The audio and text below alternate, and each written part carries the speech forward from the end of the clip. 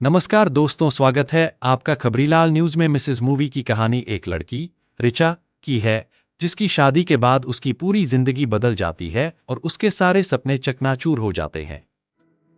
Movie की शुरुआत में हमें रिचा नाम की एक लड़की दिखाई जाती है, जिसे डांस का बेहद शौक था और उसका सपना था कि वह अपनी खुद की एक डांस अकादमी खोले। लेकिन उसके माता पिता जल्द से जल्द उसकी शादी करवाना चाहते थे, इसलिए वे उसके लिए रिश्ता देखने लगते हैं। कुछ समय बाद दिवाकर नाम का एक डॉक्टर अपने परिवार के साथ रिश्ता लेकर आता है। जब रिचा और दिवाकर अकेले में बात करते हैं तो रिचा को लगता है कि दिवाकर बहुत अच्छा इंसान है और दोनों एक दूसरे को पसंद कर लेते हैं। इसके बाद उनकी शादी तय हो जाती है। शादी के बाद रिचा अपने नए घर में कई बदलाव नोटिस करती है। हालांकि घर में मिक्सी मौजूद होती है, फिर भी दिवाकर की मां हमेशा सिलबट्टे पर ही चटनी पीसती थीं और पूरे घर का सारा काम खुद संभालती थीं, क्योंकि घर में कोई मेट नहीं थी।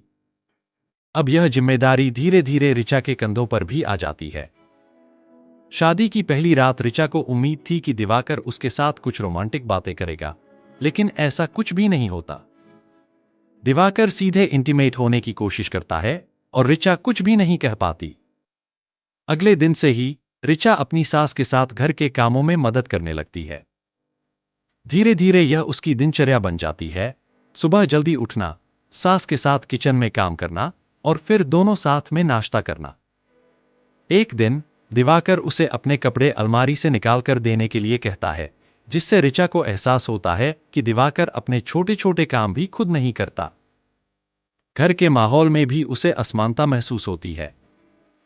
ससुर और दिवाकर को तवे से उतरी हुई गर्म रोटियां चाहिए होती थीं, और जब वे खाना खा लेते थे तभी सास खाना खाती थी।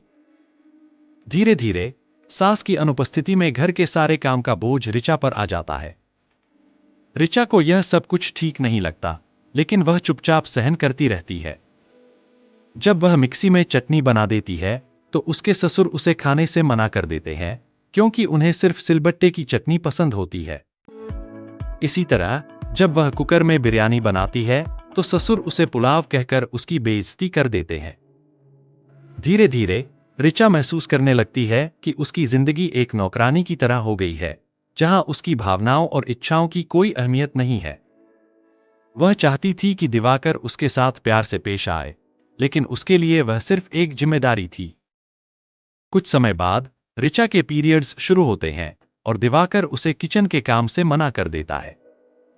इस दौरान घर में एक काम वाली आती है, जिससे रिचा को पता चलता है कि ससुर के सख्त स्वभाव की वजह से कोई भी नौकरानी ज्यादा दिन तक काम नहीं कर पाती। इस फ्री समय में रिचा अपने डांस के पुराने वीडियो देखने लगती है और फैसला करती है कि वह एक डांस टीचर बनेगी। जब वह अपने ससुर से इस बारे में बात करती है तो दिवाकर उसे टोकता है और कहता है कि उसे काम करने की कोई जरूरत नहीं है। दिवाकर की कही बात को उसका पिता भी सही बताने लगता है और रिचा को समझाने लगता है कि उसे डांस टीचर बनने के सपने भूलकर घर और कपड़ों पर ध्यान देना चाहिए। वह कहता है कि जब भी वह मशीन से धुले कपड़े पहनता है उसमें पसीने की बदबू आती है, इसलिए उसे अपने हाथों से कपड़े धोने चाहिए। यह सुनकर रिचा को बहुत गुस्सा आता है, लेकिन वह कुछ नहीं कहती और चुपचाप किचन में जाकर अपना काम करने लगती है। बर्तन धोते वक्त उसकी नजर सिंक की टूटी पाइपलाइन पर पड़ती है, जो बहुत ज्यादा लीक कर रही थी। वह दिवाकर से प्लम्बर बुलाने के लिए कहती है, लेकिन दिवाकर उसकी बात अनसुना कर देता है। दिवाकर के जाने के बाद रिचा फिर अपने ससुर से डांस टीचर की नौकरी के बारे में बात करती है, लेकिन उसके ससुर उसे साफ मना कर देते हैं। रात में जब रिचा अपने कमरे में पहुंचती है तो दिवाकर उसके साथ इंटीमेट होने की कोशिश करता है। इस बार रिचा को गुस्सा आ जाता है और वह उस पर भड़क जाती है कि वह